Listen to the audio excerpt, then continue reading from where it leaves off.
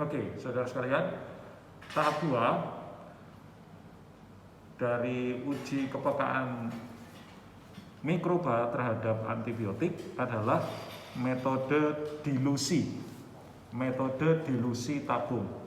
Jika yang tadi yang awal itu namanya metode difusi cakram, maka yang sekarang namanya metode dilusi tabung. Sama, yang perlu kita siapkan untuk metode dilusi tabung ada mikroba yang perlu kita siapkan, yang akan kita uji. Kemudian bahan uji yang kita gunakan untuk uji yaitu bahan alam, bisa ekstrak tanaman apa untuk kita uji aktivitas antimikrobanya. Kemudian di sini ada medium steril yang cair dengan volume yang sama. Ini kita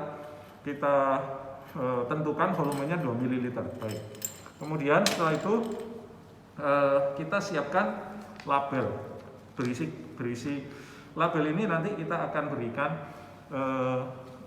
keterangan kadar dari bahan aktif yang kita berikan pada mikroba. Ya, bahan aktif yang kita berikan pada mikroba. Jadi, saya ralat ini 1 mili, ya, 1 ml. Nanti mikroba yang kita masukkan 1 ml. Kemudian bahan aktif yang kita masukkan 2 ml. Jadi total nanti 4 ml di sini. 4 ml itu berarti 50% dari bahan, sehingga nanti tabung yang pertama kita beri keterangan 50% konsentrasi bahan uji. Dan seterusnya, setelah itu kita lanjutkan ke yang lain. Cara yang kita lakukan tentu pertama kerja kita sekali lagi harus dengan teknik aseptis, kerja di dekat api untuk meminimalisir adanya kontaminasi. Kemudian ini mikropipet kita siapkan, kita ambil blue tip, dan kemudian kita siapkan mikrobanya. Kita ambil sampel mikroba ini,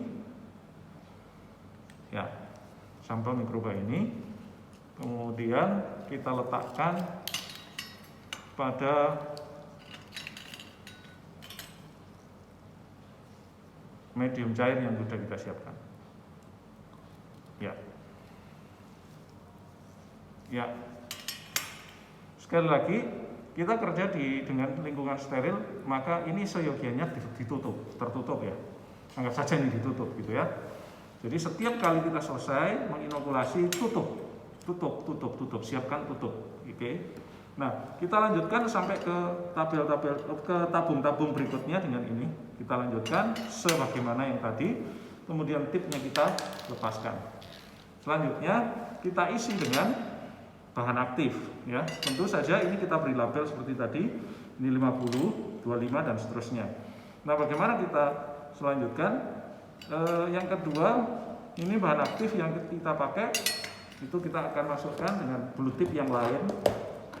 Ini kita ambil 2 kali, kita letakkan di sini.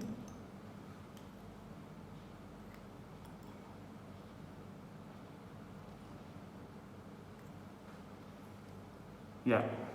Nah, ini namanya konsentrasi 50% bahan uji. Kemudian dari sini kita ambil 2 mili. Kita ambil 2 mili berarti 2 kali blue tip ini, karena kita sudah setting 1 blue tip 1 mili. Kita ambil. Nah, berarti yang ini sudah kadar 25. Baik. Dan seterusnya ini kita ambil, kita taruh sini, dan seterusnya 2 mili, sampailah kemudian selesai.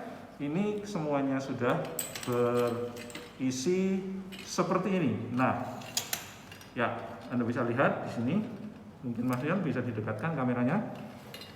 Baik, didekatkan. Jadi ini adalah hasil setelah kita lakukan inokulasi kuman tadi. Kemudian inokulasi bahan uji tadi, Kemudian sudah seperti ini kita inkubasi. Di dalam inkubator sesuai dengan persyaratan yang ada di dalam panduan. 37 derajat Celcius selama 24 jam. 24 jam setelahnya, ya, ini bisa kita lihat, ya, bisa kita lihat kekeruhannya. Ya, kekeruhannya ini menentukan. Berarti di sisi mana kita bisa melihat dari sini, kita akan tahu mana yang lebih keruh, mana yang tidak keruh. Semakin keruh menandakan semakin banyak mikroba yang ada di situ.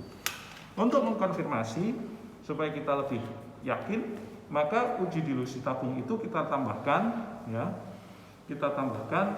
Jadi di hari yang kemarin, jadi ketika kita mempersiapkan ini, jadi selain kita yang ini kita inkubasi, sampel dari sini kita ambil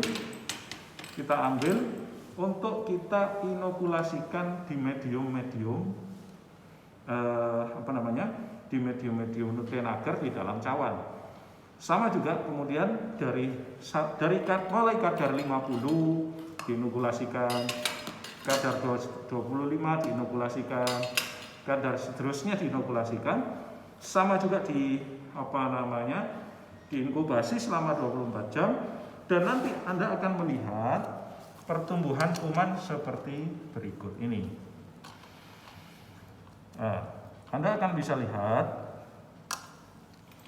dari sini, ya, Anda bisa lihat dari kadar 50% bahan aktif 50%, bahan aktif 25%, bahan aktif 12,5%, dan seterusnya sampai 3,125%. Anda akan melihat perbedaan yang nyata terkait pertumbuhan mikroba di dalamnya. Kadar bahan yang tinggi itu sampai mikrobanya hampir tidak ada yang tumbuh, hanya satu koloni saja yang tumbuh. Anda bisa lihat di sini. Kadarnya direndahkan 25%, maka tumbuhnya semakin banyak. Direndah lagi semakin banyak. Kadar rendah lagi semakin banyak, rendah lagi semakin banyak. Tapi kita juga lihat, ini ada kontrol kuman, artinya kuman tanpa diberi bahan aktif. Ini kontrol bahan, artinya tidak ada kuman di dalamnya, steril. Nah, dari sini Anda bisa lihat dengan kontrol kuman dan kadar 3,125% menunjukkan perbedaan yang signifikan jumlah bakteri yang ada di dalamnya.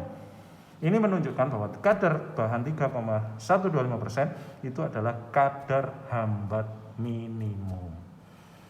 Nah, sementara kadar bunuh yang bagaimana? Kadar bunuh itu bisa membunuh, ya. Berarti mana yang paling bisa membunuh, ya, total hampir keseluruhan, maka kadar bunuh minimumnya adalah 50% konsentrasi dari bahan aktif ini. Nah, sekian. Semoga jelas. Assalamualaikum warahmatullahi wabarakatuh.